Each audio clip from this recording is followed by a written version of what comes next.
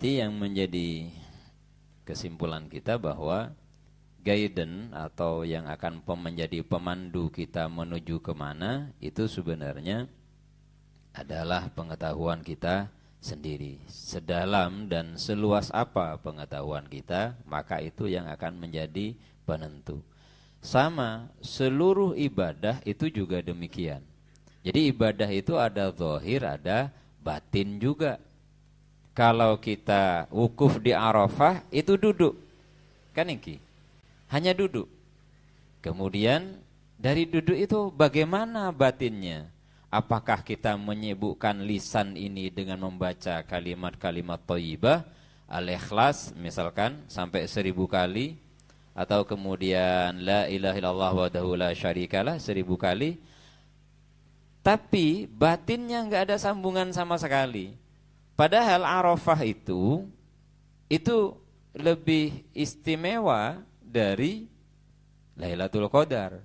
Kenapa? Kalau Arafah itu Allah yang turun ke bumi, bahasa langitnya begitu. Tapi ini butuh ditakwil ya, bahasa Allah turun ke bumi. Allah itu enggak pernah butuh tempat, gambaran itu. Allah kalau Lailatul Qadar tanazzalul malaikatu warruh. Kanjeng Nabi turun dengan para malaikat. Tapi kalau Arafah itu Allah Ta'ala itu turun bersama para kekasihnya. Makanya yang menjelaskan ini dalam Futuhat Ayatil Makkiyah bahwa ketika musim haji para penduduk langit itu sebagian itu ada yang diturunkan oleh Allah Ta'ala untuk membersamai mereka yang haji. Lah kenapa kok harus dibantu oleh mereka gitu? Kenapa mereka harus turun? Karena para auliaillah dan para ambiaillah dan para rasulillah itu membantu kita dalam bermunajat. Apa iya dari 250.000 itu yang memiliki kemurnian untuk haji betul-betul totalitas, ingin menuntaskan rukun Islam dan ingin melakukan pembersihan diri serta ingin sampai kepada Allah Ta'ala, berapa persen? Berapa persen? Maka itu kemudian dibantu oleh para rasul ulul azmi, dibantu oleh para auliaillah yang beliau juga ikut tawaf, yang beliau juga ikut melakukan wukuf. Kenapa? Kisahnya Syekhul Akbar Sultanul Arifin Ibnu Arabi pernah bertemu dengan Sayyidina Abu Bakar ketika melaksanakan tawaf. Antara Sayyidina Abu Bakar dengan Ibnu Arabi itu sudah terpaut sekitar 600 tahun lebih. Kenapa bisa bertemu? Itu yang disebut dengan tubuh astral namanya. Jadi hanya orang-orang tertentu yang bisa lihat. Yang batinnya, yang kolbunya bersih, itu yang bisa bertemu dengan manusia-manusia batin itu. Maka karena kita yang menjadi pemandu kita itu adalah pengetahuan, begitu juga dengan Nabi Ibrahim hari ini gitu. Artinya Yaumul Arafah Nabi Ibrahim itu setelah melalui proses mimpi 3 hari 3 malam ya, 3 malam berturut-turut. Bahasa Quran itu pakai bahasa mimpi. Kenapa pakai bahasa mimpi, bahasa Quran? Karena yang mau menjadi objek dari yang akan memahami Quran ini pakai akal. Sehingga kalau dikatakan bahwa Nabi Ibrahim bertemu dengan Allah, orang tidak akan faham. Maka Quran kemudian menggunakan bahasa bermimpi. Mimpi itu apa sih? Mimpi itu adalah talaqir ruh, pertemuan ruh dengan ruh. Ketika Allah Ta'ala memerintahkan Nabi Ibrahim melalui mimpinya untuk menyembelih putranya, Nabi Ismail alaihissalam. Pengetahuan syariatnya Nabi Ibrahim mempertanyakan ini pengetahuan syariat. Apa iya Allah merintahkan saya membunuh anak saya? Padahal membunuh itu adalah hal yang diharamkan. Apa iya Allah memerintahkan? Ini fikihnya yang berproses, fikihnya yang berperan. Seperti Nabi Musa ketika harus berguru kepada Nabi Khidir alaihissalam. Itu apa? Fikihnya yang berperan.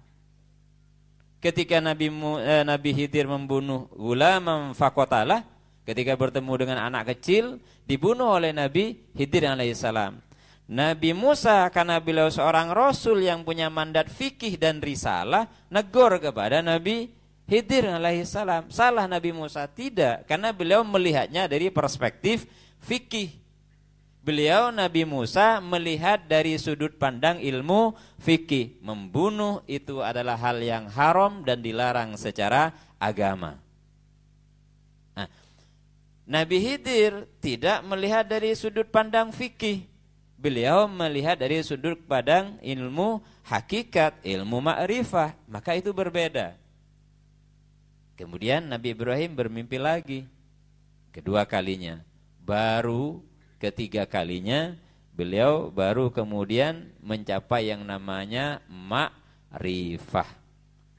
Nah, ma'rifah itu kemudian disebut dengan arafah tempatnya. Itu dari asal satu suku kata. Jadi dari kata arafah.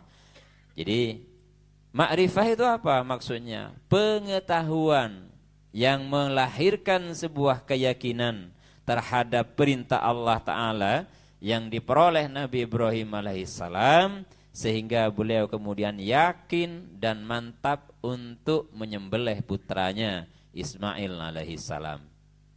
Lantas ketika mau menyembelih Nabi Ismail, kenapa Allah Ta'ala perintahkan? Apakah Allah Ta'ala nguji Nabi Ibrahim? Tidak, itu permintaannya Nabi Ibrahim sendiri. Loh, iya tah Nabi Ibrahim pernah minta untuk menyembelih putranya? Iya, pernah. Ketika Nabi Ibrahim alaihissalam dipuji oleh malaikat Israel, engkau benar-benar dermawan wahai Nabiullah Khalilullah Ibrahim alaihissalam. Ketika Allah perintahkan 10.000 ekor kambingmu disuruh korbankan, kau korbankan semua. Mari kini ke pas talocor. Wahai Israel, jangankan hanya 10.000 ekor kambing ini. Andaikan saya punya anak, waktu itu belum punya anak. Terus anak saya sama Allah disuruh disembelih, diperintahkan untuk disembelih, akan aku korbankan anak saya. Berarti telocor tibi. Berarti kalimat itu kembali kepada siapa? Kembali kepada Nabi Ibrahim sendiri. Makanya kalau berkata-kata itu harus hati-hati, jangan sering telocor. Itu sudah levelnya Nabi. Pada peringkat kedua, karena beliau sudah al-Khalil, Khalilullah sudah. Itu saja mengalami yang demikian.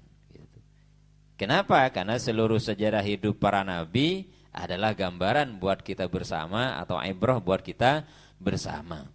Jadi Nabi Ibrahim pun mengalami hal yang sama dengan yang dialami oleh manusia yang lain. Hanya bedanya kalau seorang nabi itu senantiasa dipelihara oleh Allah Ta'ala dengan sifat maksum, yaitu terpelihara dari perbuatan dosa. Maka ketika sudah mencapai yang namanya ma'rifah, sudah ngerti Nabi Ibrahim dengan perintah Allah Ta'ala itu, maka kemudian diperintahkan dan dilaksanakan. Begitu dilaksanakan, ya tetap karena Allah Ta'ala hanya mengembalikan mengembalikan kalimat Nabi Ibrahim kepada Nabi Ibrahim sendiri. Maka ketika kita melihat segala sesuatu itu tampilan dan sisi dohirnya semata, katanya beliau di sini, katanya Ibnu Ajibah, kenapa orang kemudian berlomba-lomba menyibukkan diri alal nasi alal ishtighali bi jam'iha wa tahsiliha wal jari 'alaiha al-laili wan nahar 'alaiha al-lail wan nahar. Jadi mereka sibuk menyibukkan diri untuk mengumpulkan harta, menghasilkan harta dan sebagainya, sampai kemudian hatta hajama 'alaihim hadimul laddat, sampai kemudian datang kepada mereka yang namanya kematian. Jadi kita mengumpulkan pekerjaan dan sebagainya, tujuan akhirnya adalah menikmati kehidupan duniawi, baru sadar nanti annasu niyamun fa idza matu intabahu, manusia itu tidur kalau sudah terbangun, kalau sudah mati baru dia akan terbangun dan sadar. Dan ini semua bagaimana? Dan ini semuanya adalah karakteristik karakter manusia. Memang Allah Ta'ala bilang zuyyina linnas hubbus syahwat minan nisa'i wal banin. Jadi manusia itu oleh Allah Ta'ala diberikan perhiasan atau kesenangan, yaitu terhadap perempuan dan anak. Punya istri, punya anak, atau sebaliknya, seorang perempuan suka kalau dia punya suami dan punya anak dan seterusnya. Hanya perempuan zaman sekarang ada yang gak mau punya anak. Apa itu dah?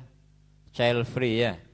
Nah, zaman sekarang sudah muncul yang namanya child free, jadi nikah tapi tanpa anak itu. Ya itu hak mereka, karena kita sudah kena hak asasi manusia yang berasal dari barat itu.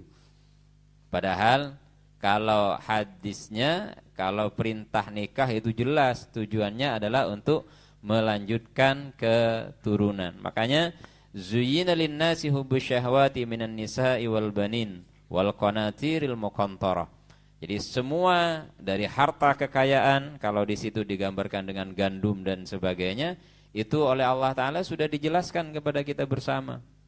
Jadi kita bagaimana kemudian agar kita tidak tertipu dengan dunia ini? Maka pada level kedua, manusia harus melihat semua yang dimiliki dan diberikan oleh Allah Ta'ala, dia lihat sisi batinnya. Contoh, Allah nyiptakan barang yang menjijikkan, makhluk yang menjijikkan tadi, kita lihat hikmahnya apa gitu.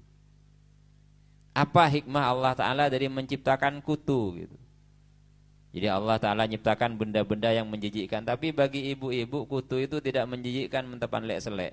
Epetes teka aki, kejam sebenarnya kaum perempuan itu. Kalau udah percaya itu sambil ngaret membunuh yang namanya kutu yang kecil itu.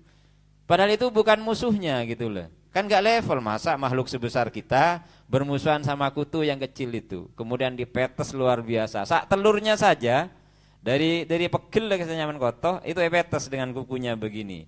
Kejam banget gitu ya. Terus kenapa kita kejam?